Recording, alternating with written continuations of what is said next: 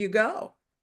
So, it's not a combination of how much misery can we endure and, forget that. It's crazy.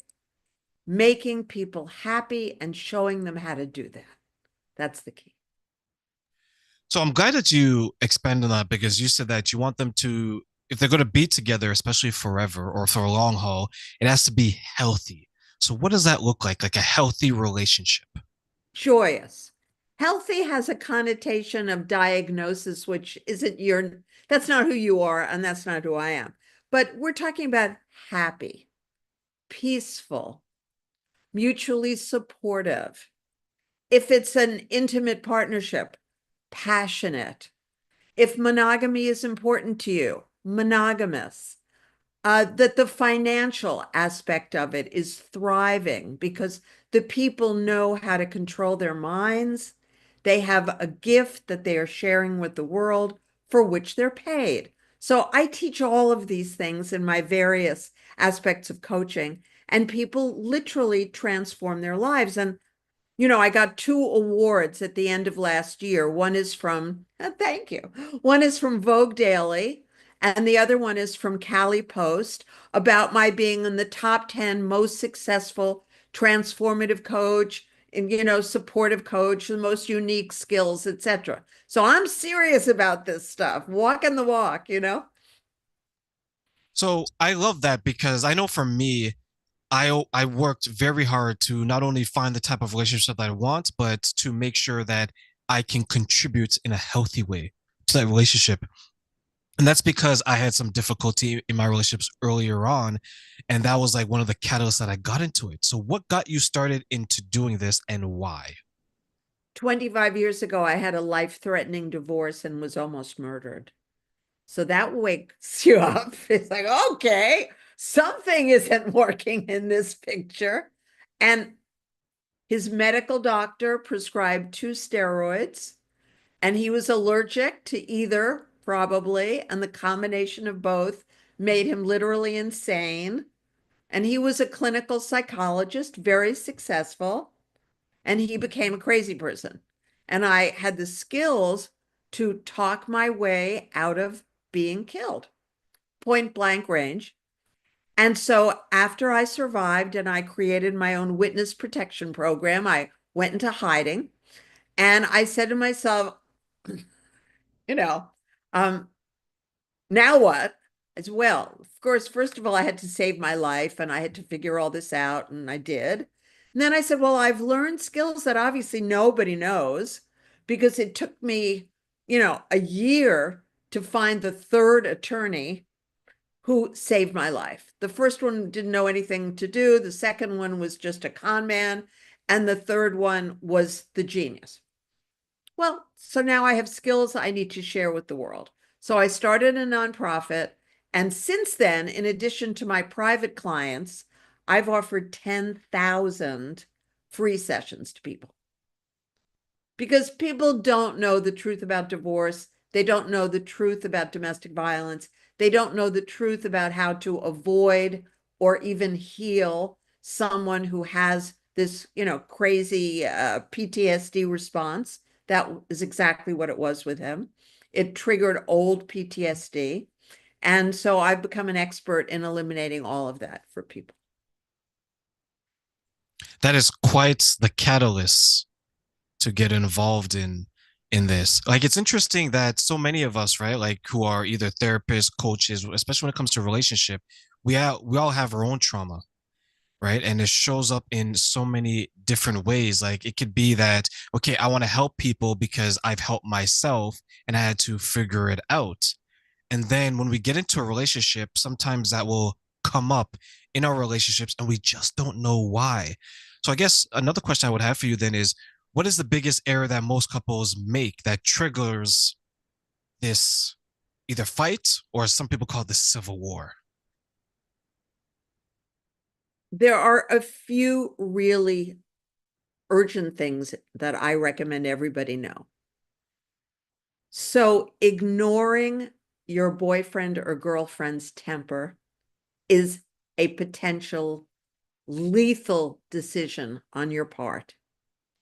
Lethal, not just dangerous. If you're dating someone with a temper today, move out tomorrow. Quietly, peacefully. I don't care if you have to lie and say your mother needs you in Cleveland. You know, get out of there.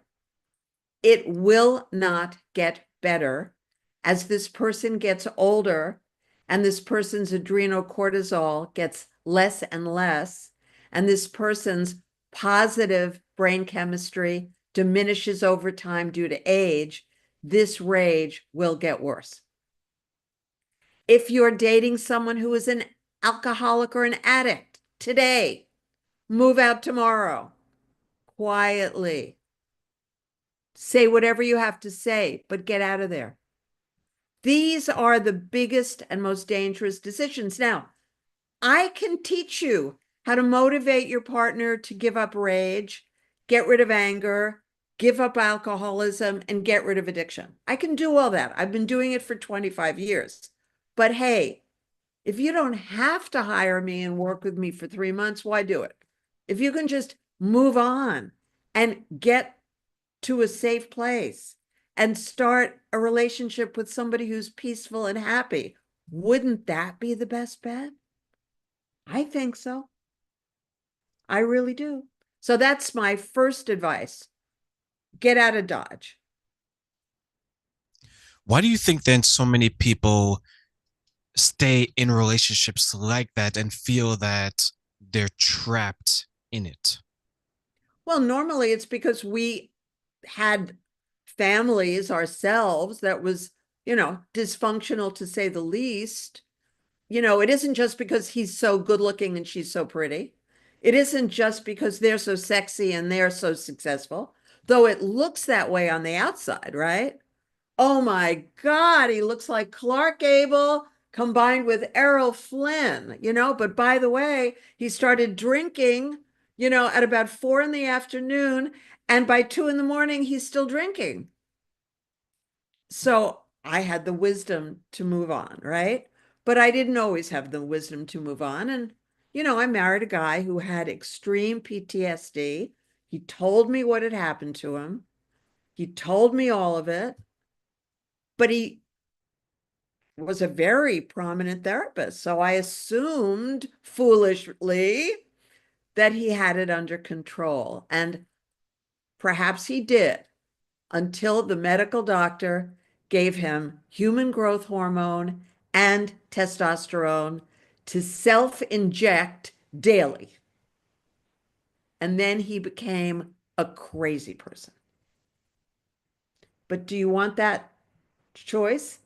That someone can make that decision? And if you had a small child, I mean, when I fled with my dog. I fled with all sorts of things. I had a team as if, we were going in to kill Osama bin Laden, that we weren't killing him, we were just avoiding him. But I had a team of 8 people that I put together, including a longtime former boyfriend who had been special forces for the Brits, and a locksmith, and a this, and a that, and a, off-duty LAPD, who was Israeli and probably had really interesting skills that I never, thank God, had to learn about, you know? But I wasn't kidding around. I was not willing to die. And the big problem, I think, Terrain, is people who are in these relationships don't get what's happening. They don't get the risk. So they hope if they don't think about it, if they stay in denial, it's all going to be okay. And the key is if you don't have the tools and skills I teach to make peace, it's not going to be okay. Because after I went into hiding and I got my head above water, then I started to learn a lot of other tools and skills. So I could handle anybody under any circumstances. One of the people who trained me was the therapist who worked with the LAPD in hostage crises. So I went to the tippy top to get my training. Frank Yeah, Zizzo was a genius. I look at people who are in, since you mentioned, let's say like domestic violence situations, physical abuse or abuse in overall, right?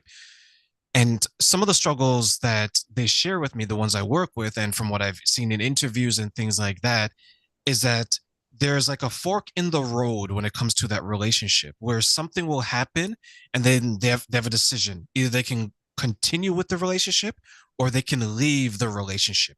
And what often happens is that if they stay and they're like, okay, I can help change this person even though they know that it's probably something that should come from them. Like you have to change yourself. You can want it as bad as you want, Susan. You can say that, you know what? You're a good man. You're a good woman. You just need to do this one little thing. This one little thing is preventing you from being perfection. God on earth. They don't ever change it. And then we stay and we stay. And then what happens is we start to give more and we accept less. We start to give more and we receive less. If that's the case where there's that turning point in a relationship and we have to make a decision, why do you think so many people make the one that opens them up to more harm, more abuse, instead of saying that, okay, I need to exit out of this now before it gets worse? Well, remember that it's not every kind of person who gets into a relationship with a violent person. And it's not every person who stays in a relationship with a violent person. There are many delusions that I hear. One of them is God sent me to help him. Now, that is a delusion because you cannot actually be the therapist or coach for your loved one any more than my father, who was a famous surgeon, could have operated on me or my mother. You can't be the professional caregiver for a family member or your lover or partner. It's not possible. You do not have the leverage you need. The leverage I use when I am coaching somebody or when I am in mediation is they have chosen to work with me. They have paid me after the first free session because they trust me and they have decided that there's something I can offer them of value. You can't have that dynamic with a family member.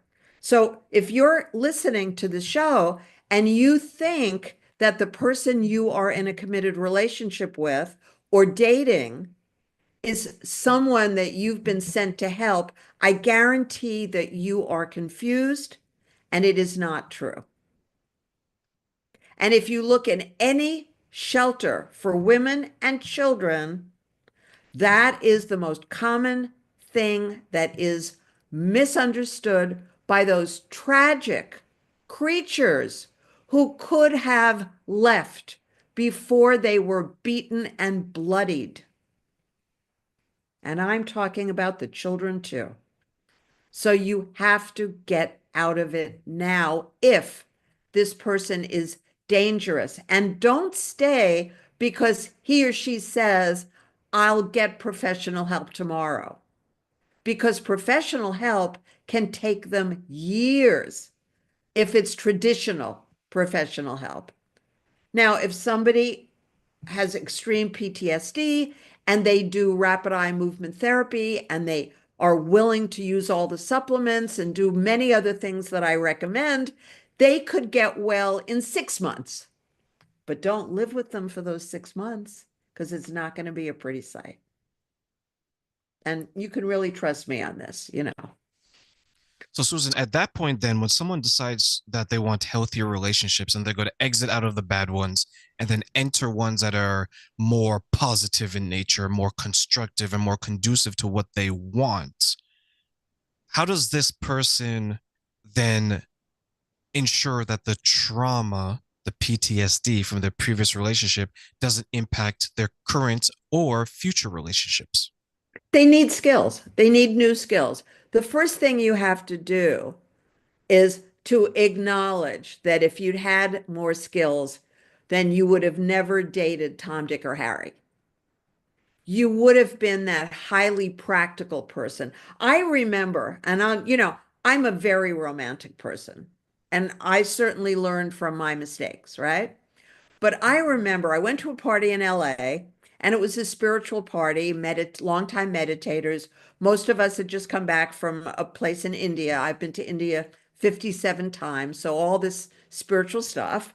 And this guy was following me around the party. And I gave him my number because one of my friends at the party said, "Oh, yeah, I know so and so." Okay, fine, give him my number. So I'm driving home from LA. I live in Santa Barbara now. And this guy calls me. And so, I'm bored, I'm driving. So we talk, and I haven't heard any reason to go out with him. Nothing. I'm kind of bored. It's the first phone call and I'm bored. And at some point he says to me, "Well, I just wanted to let you know I got in the car a little while ago, so I'm on my way to Santa Barbara." Okay, creep alert, right? Creep alert. So I said to him very straightforward, something most women have never said in their life, but you ought to learn this line, write it down. I said, "I've heard from you all the benefits to you if I go out with you. Unfortunately, I haven't heard any benefit for me. So I'm really sorry. I'm going to say goodbye now and thank you for your call." Now, that is a practical decision. There's no spirituality in it. There's no touchy-feely nonsense, no woo-woo university. There's no fantasy about the future because his future was of no interest to me.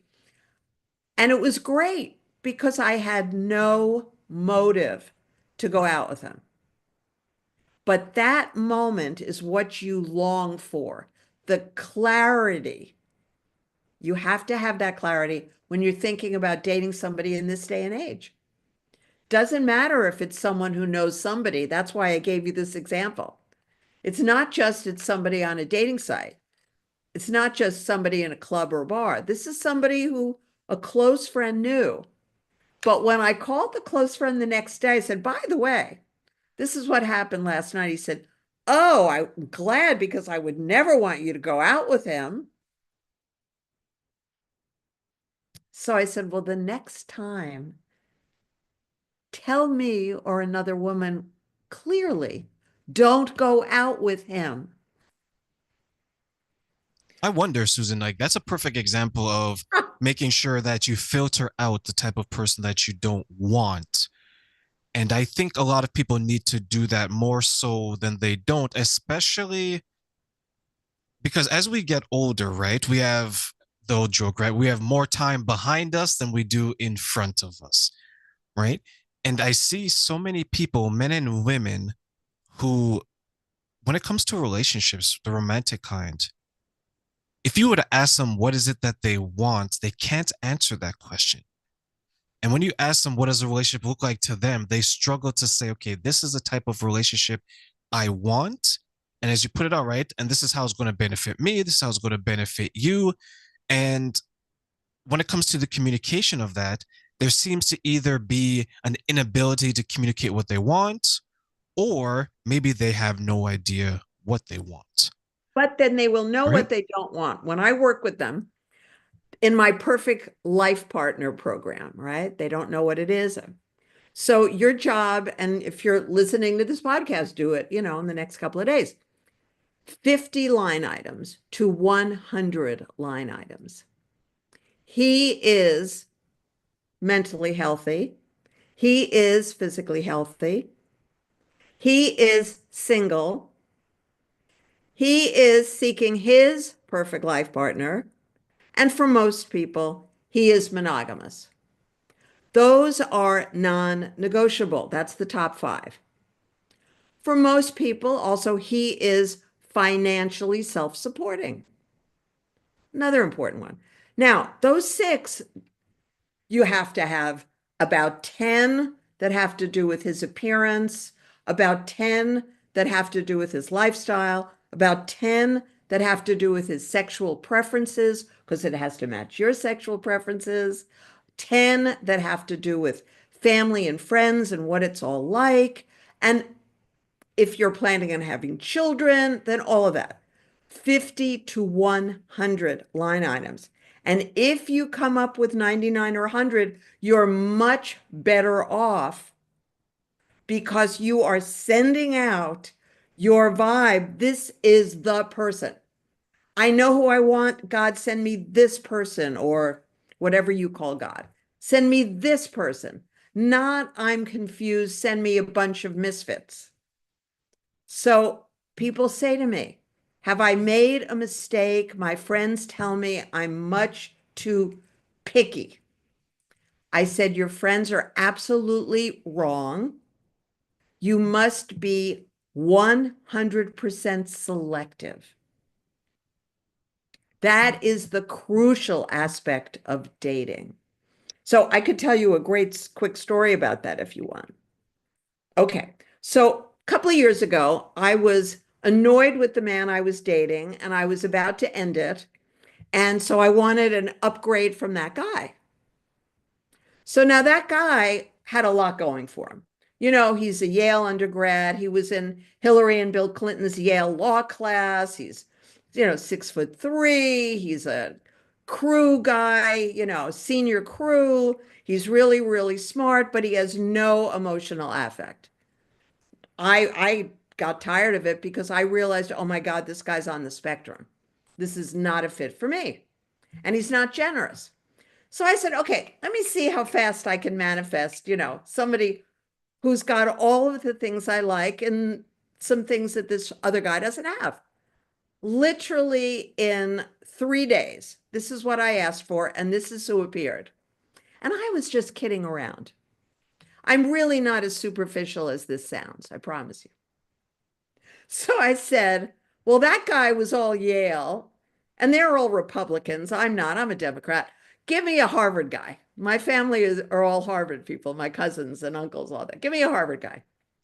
Give me a Harvard guy with a Phi Beta Kappa key, because that guy had one. And, I want somebody at least as smart. I don't want to feel like I'm coming down a couple of notches. That guy was crew. He rowed. Well, I'm a big swimmer. This guy, I want to have been on the Harvard swim team, right? That guy was very good looking, tall, a great physique. This guy, he has to be very good looking. He has to be, like 6 feet tall and a great physique. Monogamous, monogamous. Okay. Cheap as they come. This guy is generous. This guy is so generous. The other guy lives 3,000 miles away. This guy is within an hour of Santa Barbara. Okay. And maybe there was some other little things, but single, of course. Guy shows up on Match.com of all places. In his profile, he says, I'm a Harvard grad. I have a Phi Beta Kappa key from Harvard. Talk about arrogant, right? I was on the swim team at Harvard and at Hollywood High, and I'm a senior swimmer, and I will treat you like a princess, and on it goes. So we finally got together. It was about a week after my birthday. The guy gives me a pair of Tiffany pearl and diamond earrings. He takes me to a $1,756 a night hotel. So certainly got that, right? Now, there was a problem with him. He was just as emotionally disconnected as the other guy, ironically. But I saw it very quickly. This guy had had a trauma as a 4-year-old. He never had any work, did any work on himself. Fair enough. We ended as friends. But you can manifest the person you're looking for that quickly when you have the skills I teach. That's the point, Terrain. When you know what you're doing and you've been practicing it, you know what works, you know how to do it, you can get that person. Boom. So when they reach the point then where they have someone in mind and that person is in front of them, sometimes literally, right? What do you think then is maybe some of the obstacles that men and women face in making sure that person sees not only what they can bring, but to create a relationship with that person who is what they need because it meets their criteria. As you mentioned, the line items. Well, again, I would have to be talking to the woman or the man who is manifesting the person. I would have to review the list to make sure that the list is clear. Another mistake people make is they are generic and they don't understand that the list has to be absolutely specific. And so let us assume for our purposes tonight that someone is making a list and everything is, just gosh, the sun's in my eyes. I should have closed the window treatment. Sorry. Let me see if I can move over a little bit. There, that's probably better. Once you are crystal clear about exactly what needs to be on the list, then your job is to finesse for information to see if this person really is that. It doesn't take a day or so to find that out. It takes time. And as you're doing that, you're finessing to see if Bob really is monogamous. You're finding out about his previous relationships. You're finding about Bob's career. You're finding out exactly how Bob operated in his career now, his career previously. You're making him feel comfortable enough with you so he's telling you the truth because finessing is not asking questions, Drain. If I ask you 5 questions and you are a con man, you're going to be capable of telling me anything. Everything that you need to know. Yeah. If, however, I say, the thing I really want to know about Bob is there another woman in his life that he's going to be dumping maybe if I'm a good enough replacement? I would say, Bob, I'm meeting you and you're obviously a very, very attractive guy with a great career. So I imagine, you've had lots and lots of girlfriends and probably a couple of wives. And then I don't say another word. And normally Bob's ego will get the better of Bob and he'll tell you stuff he'll regret having told you later. So the trick is not to ask any questions because liars will lie.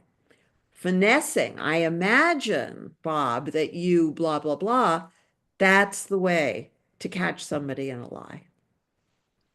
Yeah, if you allow someone to talk long enough, some people talk themselves into a lot of trouble, right? All Especially right. people who are looking to do damage. I remember there's a time where this was many years ago, and I went on a date with someone, and I usually take them to like a Starbucks, like a coffee shop, right? Because I'm there for the conversation. I'm not there for the food because I usually pay, right? So I did that. And then I let this person talk, and this person talked and talked. And then maybe after 20 minutes of conversation, the person said, "Okay, Train, this is what I want." I was like, "Perfect. Tell me, because you want to know, right? You want to know if you're compatible." The person says that, "Terrain, I want to be engaged in 3 months, married in 6 months, and a Oh, kid in 9 months." And I was like, wow, we right. haven't even kissed yet. That's right. How are we going to make these children? How are we going to get married? How are we going to get engaged, right? Because last time I checked from a biological perspective, certain things need to happen for me to consummate marriages, right? Certain Well, things. this is So someone who has no heart activation. You know, yeah, yeah. my system for relationships is called heart space. So when you're speaking about this person, somebody who is a checklist is in their left brain. Their upper left brain is accomplishment, money, dollars, the engagement ring, etc. The lower left brain is number one, number two, check it off, check it off, check it off, check it off, but none of that has anything to do with the lower right brain, which is where your emotions live and your ability to connect with other people in a loving and intimate way. And boy, I know couldn't get out of there fast enough. How fast could your car drive you away from that Starbucks, right? Oh yeah. And then she turned around, Bad, she's like, very okay, bad. can we finish this conversation in my car? And I was like, then I won't be able to escape, right? Because They're God not forbid you getting your push her out of car. the car, right? And drive off with her hanging onto the passenger door, We right? are But I'll share going with nowhere together. We're going we're going nowhere fast. nowhere. But I'll share Yeah. with you, Susan. So I found out the reason why she said that. She said that because her friends around her, they were getting married, right? And maybe you've Peer seen this where pressure. Oh, exactly. And maybe you've seen this where there's a number of people who they don't want to be the last one. It's like the fat kid on the sports team, right? No one wants to pick that kid. That kid's the last one picked. So I guess my question to you in regards to that, do you see sometimes people try to rush the process because they think they're either running out of time or they're going to be judged by their peer group? yeah. I had a client who was um, in like 17 wedding parties. And these wedding parties that she was in, we're talking about a $3,000 gown she had to buy herself for each wedding. So, which thank God her parents bought for her.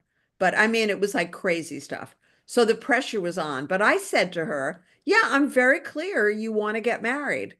And I'm very clear that what I'm going to do is I'm going to show you how to find the right husband for you, not the fastest husband for you. So, I went to her wedding and he was everything she asked for, down to the fact that he was born in Rome because her father's Italian. Obviously, he speaks Italian and his whole family speaks Italian.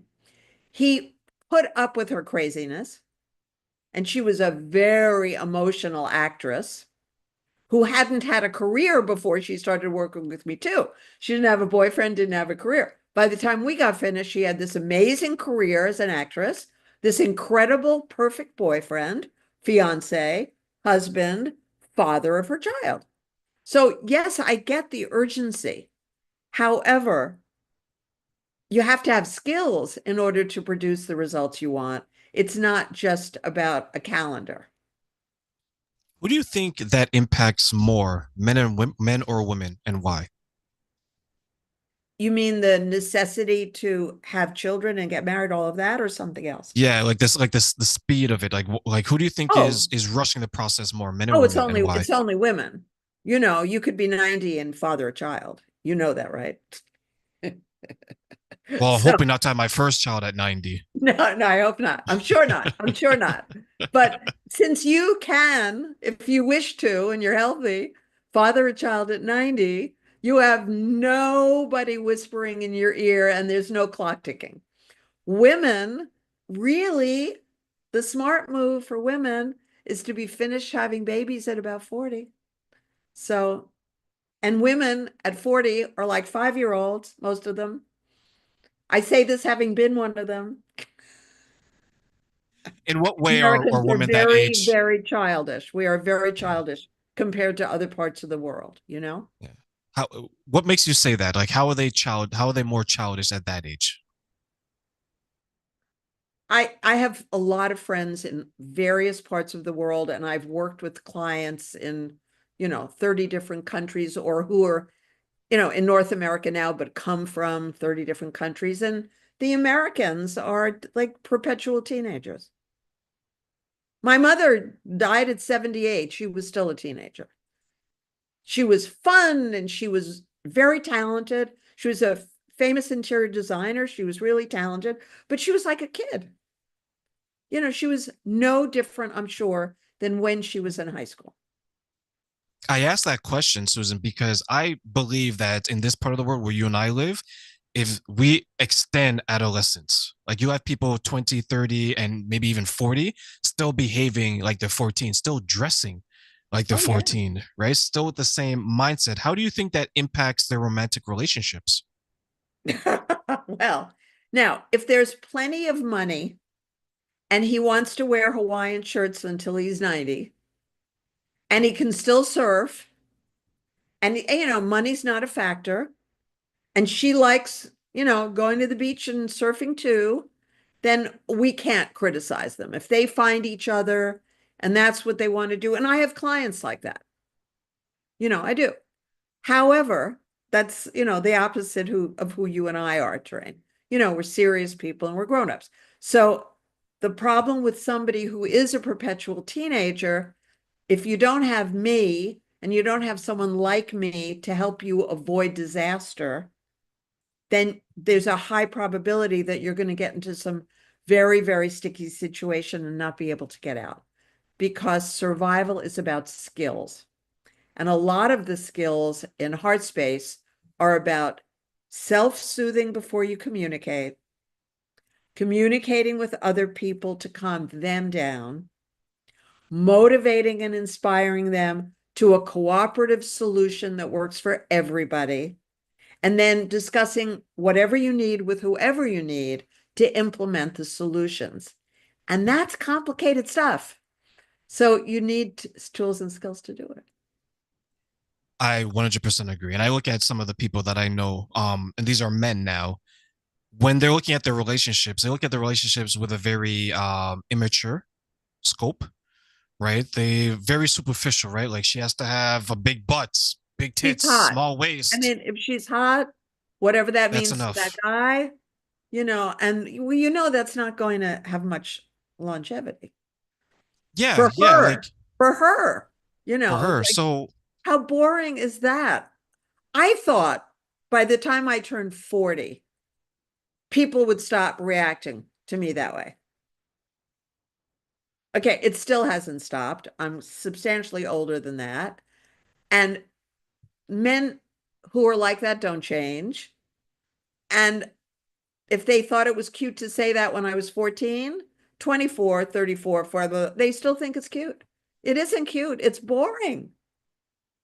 yeah, they're like what's that saying? They're just standing on the street corner just whistling away at Yeah. 20, Yes. 50, Yes. 90. You know what? Maybe from their grave they're still whistling at women. Could you imagine? Just, go walk through the cemetery, just hear these sounds. So I wonder why Listen, they then. contact me after they die and nothing's changed. Nothing. No. A former fiance of mine who was a fabulous guy, but I decided not to marry him because he was, all about Alexis all the time. Brilliant, et cetera, et cetera. But you can't marry somebody who's like a perpetual teenager. And every so often I'll awaken in the middle of the night and say, Alexis, please go bother somebody else. From the other side. Let me ask you, Susan, then why do you think so many people are stuck in their immature ways? Well, they haven't been working on their brain. They haven't been learning skills that allow them to evolve. It's about, well, one of my trademarks is the evolution revolution TV. I had a TV show in Santa Barbara called Evolution Revolution TV. And when I do podcasts and so that's what it's called. So you've got to evolve.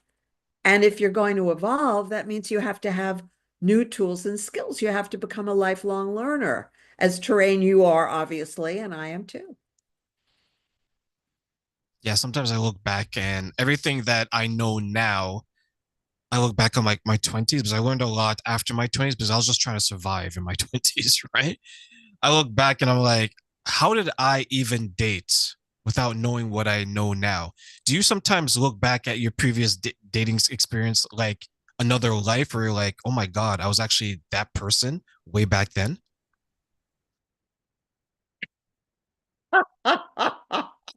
Every so often, I will remember something incredibly wonky that I did, and I will burst out laughing. And then I will say, literally, thank you, God, for keeping me alive. You know, I mean, the crazy stuff.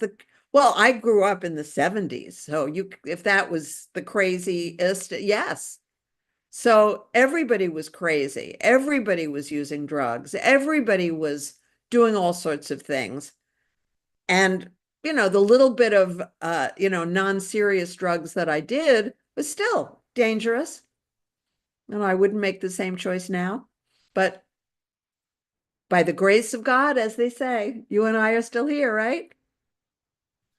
What's something then that you learned about yourself where now you look back and you're like, okay, this is something that is very important, and you look for it maybe in other people to help them cultivate it and bring it out?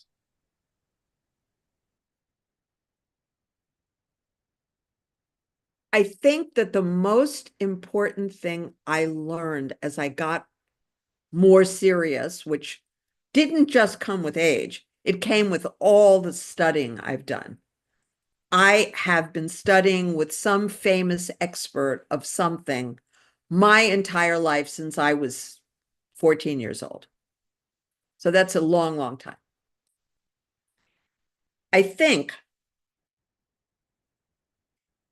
that the most important thing I learned is when I have an idea, which is the upper right part of your brain, the idea brain, the visionary brain, that I then force myself to move over to the upper left facts, figures, dollars, numbers brain to make sure, do I have evidence that that idea flies?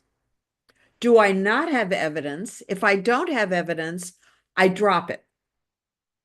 That could include negative emotions, fears, anger, but it may be imaginary. And if I don't have evidence that it's true, I force myself to drop it and I don't allow myself to pick up that story again. Done is done.